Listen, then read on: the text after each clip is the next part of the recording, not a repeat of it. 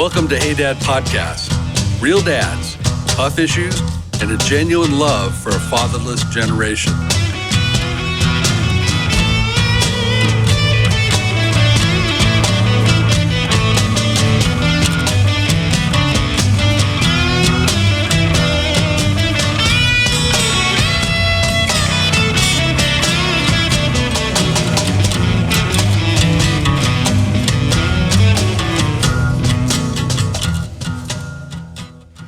Hi, everyone, and welcome to Hey Dad Podcast. I'm Rick Rivera. I'm here with Frank Lomelli and Chris Lawler. Yo. Guys, thank you for joining us. We enjoy doing this, and we enjoy your comments. We enjoy everything about this. So thank you for joining us, and I hope you have to get a chance to hear what we have to say, see if we're just jerks or crazy, or We're jerks. if there's something to what we're saying. Or crazy. Yeah, we're all Christian men. We've all lived a full life. Kids, grandkids. We're all dads. I mean, we've been in the trenches. We have not been sheltered from anything. And here we are to tell you our story and hope we can reach you and hope that we have a message that will resonate with you. So if you don't have a father in your life, jump on board. If you have a father in life, jump on board. If you could be a mentor to someone, jump on board. Yeah, right. All the above.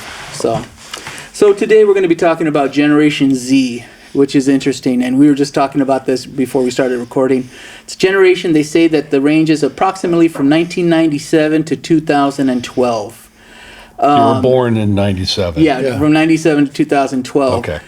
And this is a special generation, and I don't necessarily mean special in a good way either. This is good and bad in it, but it's a unique generation. Better yet, said that way. Yeah. So all of this is coming from a book called "So the Next Generation Will Know." It's an excellent book. Who's the author on it, Chris? That is, where's it? Nick Foles. Nick Foles. I never remember authors. No, that's not. It's Sean McDowell. Oh, Sean Nick McDowell. Foles did the foreword. Okay. And J. Warner Wallace. Okay. This is a great book. It has a lot of statistics in it. It's There very you go. interesting. Yeah. So it describes some of the attributes of the Gen Z culture, and it has some eye-opening conclusions it comes to. This episode may stretch over too, depending how we go through it. And it also offers some approaches and solutions to the challenges faced by this generation.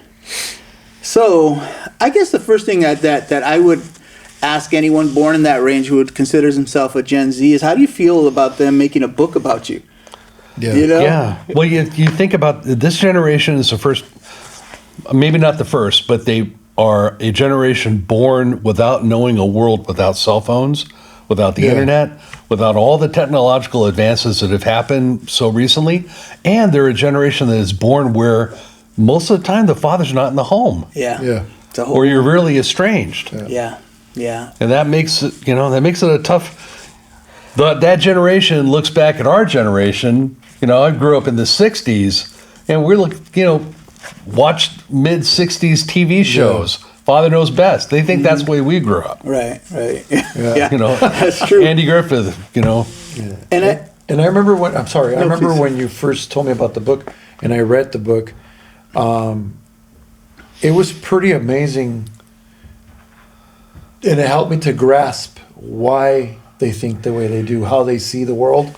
And then I began to say, like, man, it seems so far from how I grew up. Yeah. It's totally like a whole different thing. It gives you perspective. Yeah, like it does. It helps. It's easy to break. Like every generation looks down to the younger generation. Says, "Oh, we were better than you guys. We're stronger." Yeah.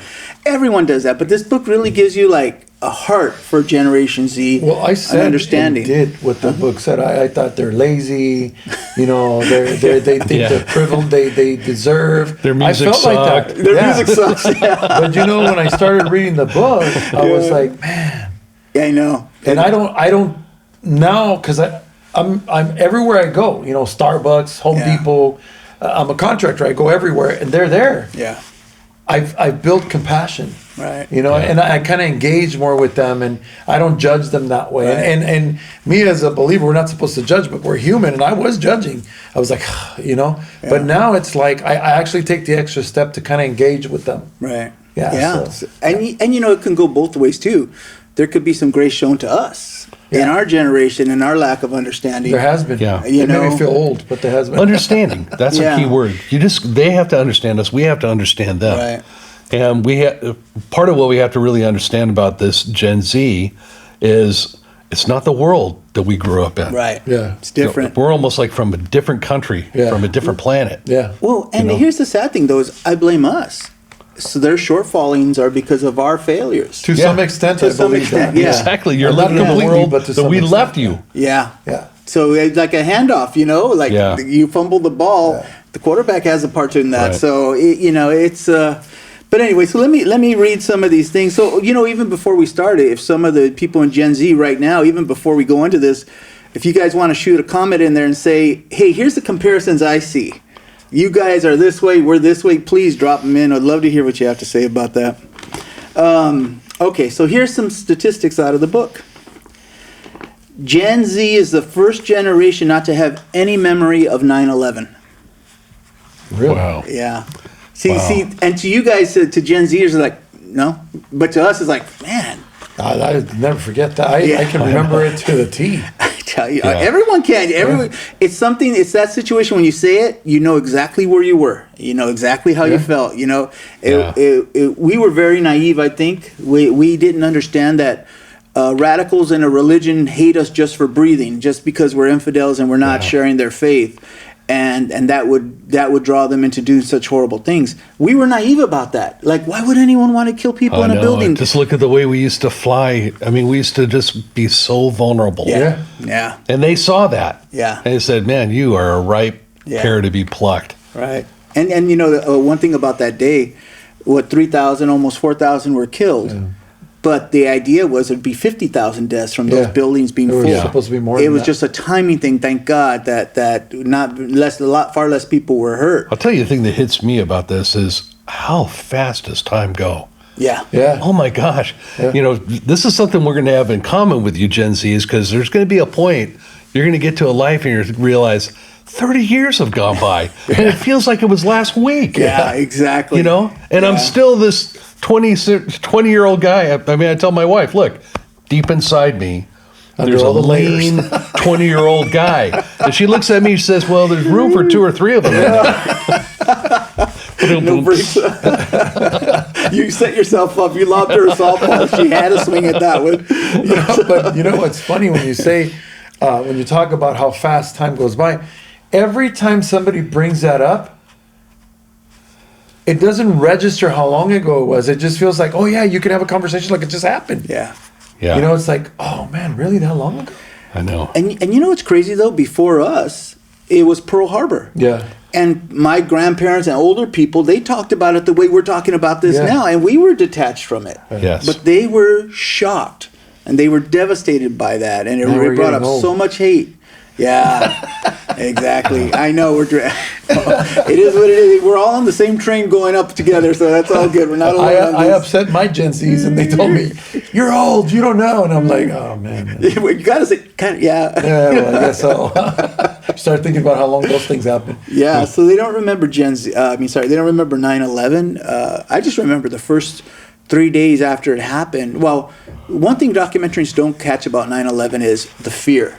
See, we didn't know how many planes were still in the air. They Yeah. were saying there's 97 unaccounted for planes. Right. There was so much fear of how much broader is this going to be. Yeah. And then after it was done, I was seriously depressed for 3 days. I would be driving to work Well, think about sobbing. think about this, Gen Zers. There's going to come a day where nobody's going to remember what COVID was.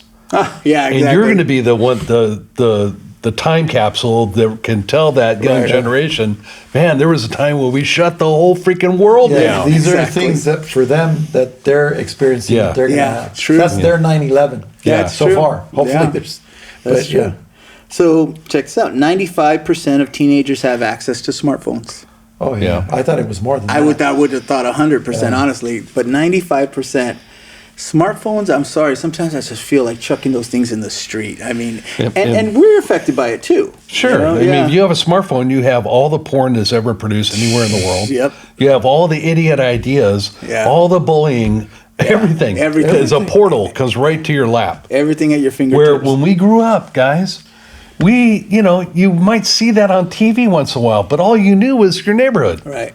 What the guys you're hanging out with, Well, my kid asked me, he goes, hey, Pops, he goes, what kind of phones did you guys have? Right. I said, we didn't have phones, dude. We have to run in the house. Yeah. And the only reason why we would need a phone is probably because we're alone in the house and I have to call my dad because we all communicated in the street. We're all there playing. Yeah. I didn't have to call my friends. We were with each other every day. Right. And a big thing is the fear of missing out. Like, no one wants to miss out on something. Our lives were filled with that. We would go take our bikes to the arcade. Yeah. A fight would break out on the basketball court between the two biggest kids in the neighborhood, and you'd miss it. So, and then, or else your friends would go one place, you'd go another place, and all day you could be missing them. You had no way to connect, and then everything was on your home phone, house phones, no cellular phones. And you had to do this dial thing. If you ever look it up on YouTube, it has a dial. And so if you do a 9, that was the dreaded number because you had to go all the way and you had to wait till it rolled all the way back, which felt like an eternity. When we went to the flea market, I took pictures of some things. And one of those things, my wife liked this old phone, the rotary phone. Mm-hmm. Yeah. And it was a Mickey Mouse phone. I don't know if you remember. We were walking and we took a picture of it. And then because she goes, I used to have one, but it didn't work. They just got it because of the big Mickey Mouse. Yeah. And my son goes, what is that? And I go, it's a phone. Oh, that's a toy? I go, no, that's a real phone. What's that big thing? Looks like a clock. I said, you would stick your finger in it and then you go 5, 6. He goes, every number? Well, how long did it take you to dial? I said, well, I mean, it depends. How high the digits were, right? It depends. He's like, oh my God, that's ridiculous. Okay, well, before we get too far into Grandpa Hour, let's get on back onto our... Yeah, you're right. Thank you. Well, Gen Z is far less interested in Christianity. Yeah. I've seen that. Ouch. Yeah. Ouch. It makes sense.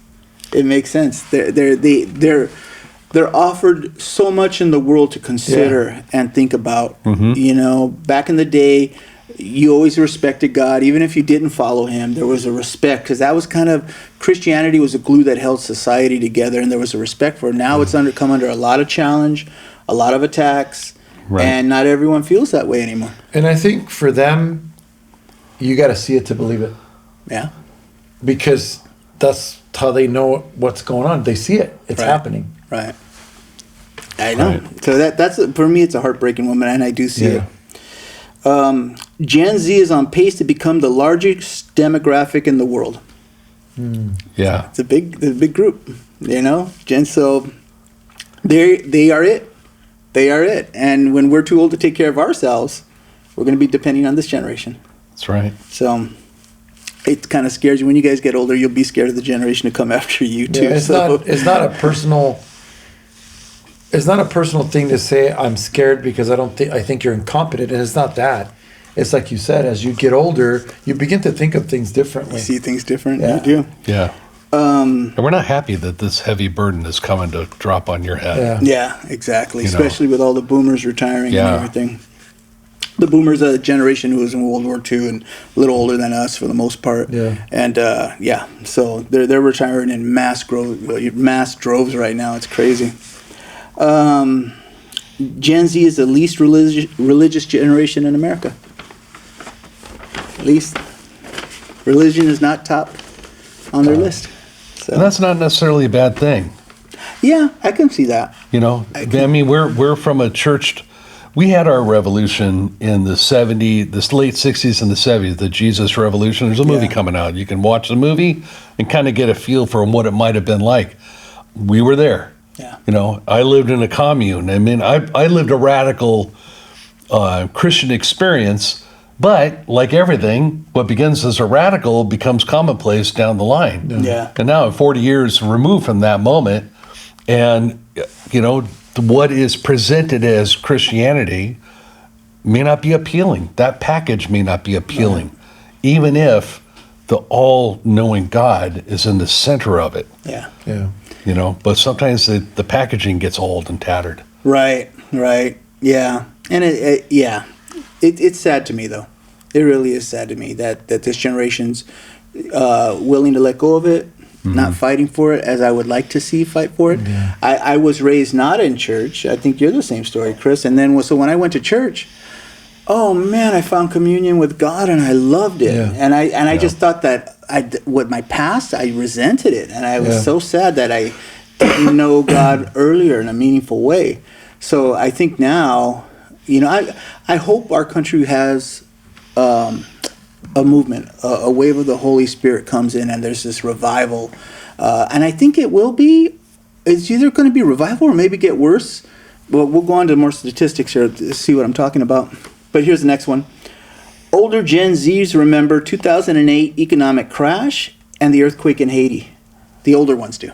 Huh. So that's crazy. That seems like yesterday, but apparently no, that was a while back. Yeah, right. Yeah, so 2008. Another one, 2008, man. Yeah. That was tough for us. Yeah. Business owners. Yeah. It got tough. That was the only time in all my career, because I work in the medical industry. It's a demand career. There's a lot of jobs out there. But in 2008 was the only time I went unemployed, and it was for 2 months. And for you to be unemployed, that's. I loved it though, man. I loved it because I had been working so intense and so hard. I had 2 months where I just played with my kids, and well, here's the way I am. I would put out 4 hours of resumes out. And then I felt good. I did my part for today. Then I just go play with the kids the whole rest of the day. And so it was kind of a good time for me overall. So here's the other one. This one's interesting. This generation, Generation Z, grew up practicing school shooter drills. Yeah, that's off our radar, guys. That's off our radar. That did not used to happen, folks. No. So, but what did happen? What drills did we practice? The get under your desk and earthquake wait for the nuclear fallout. Yeah, they called it. Well, I forgot the term for it. Stop, drop, and roll. No, that's not if you're on fire. Stop, drop, roll, bing, bam, boom, dude. No, I was gonna start. we had nuclear war drills. Yeah, and they would yell, I duck. don't remember You remember that? I remember earthquake stuff, like get under the desk and all that. They would yell, duck. And you had to crawl underneath your desk and put your hands over your head like this. Really? And that was the drill. So they would scream, I don't know. duck. I was a clown in school, so maybe I don't remember. But I remember that, you had to get under the desk. Yeah, that's what it was for. I just thought it was an earthquake. No, that was in preparation in case there was a nuclear war. But what a crazy... But what years was that? I'm talking early 70s for me. Yeah, that's like the Cuban Missile Crisis So really that was brought like that in. middle school, right? No, elementary. That would have been elementary school for I don't us. remember that. Yeah. I remember that they used to say get under, remember but I don't getting remember under? what the reason was for. But we grew up in a generation where we were always afraid of nuclear war. Yeah. The Russia of then was the Cold War Russia, very communist, very, separated from us. And we were told a lot of times that, hey, they got a finger on the button ready to start a nuclear war. I remember that. Yeah, and we were always afraid. I was petrified of nuclear war as a kid. I remember as a kid, I didn't really care. See, I needed to be more like you. I Well, was Gen one of Z those now they have to practice getting under their desk, covering their necks when somebody says a bad word to them. Yeah. Because that's their safe space. Well, on the other side we're one taking is, shots now. they got to do that. And if they hear popping sounds in school, they That's the sad part. got to get on and do that. That's Yeah. the sad part. This may be bad advice, but I told my daughter and my kids, if you hear shooting, run the opposite direction. Yeah. I don't care what anyone says Run out about of the locking class. in. So what if you locking- get in trouble? You get space between you and them. Yeah, and it's hard to shoot a moving target. It's not like the movies. Guys, it just, you hear it, run, and I said, don't stop running. And so, That's right. You want to get You distance. don't have to be faster than the gunman. Just got to be faster than your friends. That's harsh, man. But so this generation grew up with shooter drills. We grew up with nuclear bomb drills. I mean, so something else. I'm sorry, guys. Let me go old man on you. We had smog alerts. You remember those? Yeah, I did. Where if there was too much, this is an LA County thing, really. If there was too much smog that day, you had to stay inside the class and you couldn't go outside and play. Just like if it was raining. And we had 1 year had 13 smog alert days. Really? Yeah, it would be like pea soup almost looking through it. LA had a horrible smog situation back in the 70s that through news changes and catalytic converters and EPA, they've really done a great job on it. I remember working in Pasadena on Colorado Boulevard, and you're right up against the San Gabriel Mountains. And you could not see see the mountains. Yeah. It It's just was- a haze. And marijuana wasn't even legal then. No. Yeah, exactly. I mean, that was air you could eat with a fork back in the day. Yeah, it's crazy. Your eyes would water, and they wouldn't let you go out and play. Well, okay, So- I don't want to go down Yeah, that we're going to track. be spinning out of control here. Let's. These are just great things to talk about. It's interesting, though, isn't it? We're getting old. Email is an antiquated and useless technology. That's how Gen Z see it. Email? Email. Well, for us, it's like amazing. Just want to let you know, Yeah, it's that's like amazing to me. It's like awesome. they even call it snail mail. And I think to myself, well, wouldn't you call the post office mail snail mail? That's slower, I don't right? even hear what they call that. It's like, That's glacier mail. it's like, are you kidding me, ma'am? So funny. And I know they're laughing at us right now. Well, We're my laughing at son- them. They're laughing at One us. time my son goes, why are these people still employed? I go, who? Who's the mailman? Why does that exist? Yeah, that's funny. I was like, Now it's all junk mail. That seems like all they It's- they yeah. used to bring real letters Yeah. that meant something. Yeah. Now it's like on. Times are changing. So, YouTubers are the new stars. You know, Yeah, for us, it was that's true. movies and things like Yeah, that. that is true. YouTubers are the new stars, and they're huge. It's crazy to me. And some of anyway, I don't want. Some of them are not the most desirable people. Yeah. They they never need directions. Well, no, because everybody has. It's on your phone. GPS. Yeah, you got It- GPS. Back in our days, what did you do? I told my son goes, because I've been doing my contractor for 32 years. He goes, what did you do when you had to go somewhere? I said, we used the Thomas guy. Yeah. He goes, A big, giant, heavy no, he map. goes, what kind of technology is that? What happens? And I said, and you know what? I tried looking for one. In the libraries, they don't have them. They don't. Because I wanted to show him. Yeah. So basically, then I told him what it was, and he goes, no, really? I go, yeah, I had to stop and see in the little square where I'm at. Yeah, and I put a little highlight Yeah. on where I needed to go. Yeah. And you better know the big streets. Yeah. Because Yeah. if you don't, you're gonna have a hard time. I found one at a yard sale, and I brought it to the young adult Bible study. Oh, and man, we I would keep that. It was fun. We had a competition though. We let them see who could find it first. Your daughter found it first. Oh, really? Yeah. But they were like, "Wait a minute, wait," and looking around. And then we did like a treasure hunt, but with a Thomas Brothers map. You couldn't use your phone, so yeah, fun. That's really cool. Yeah, so look it up, Thomas Brothers maps. You'll see what we What use. my son did say, he goes, you'd be great, like back in the ship days, you'd be able to find stuff. Right. So I'm like, well, I don't know if I should thank you or not for that. Oh, and and we pulled over and asked a lot. Although guys never like doing that, but it wasn't uncommon to Yeah. pull over and say, Yeah. "Hey, where's this street?" Yep. And the guy would say, "Oh, 2 blocks over that way." That was much more common. Now, everything's at their That fingertips. was fun out in East LA in Compton. Oh asking yeah, for directions. You'd be very. I don't know if I should ask this. Well, we are going to run out of time just for this show. Unless That's we okay. get to. It's okay. We'll go to real second good- part because there's a okay. lot of good stuff still here. All I right, mean, good. They spend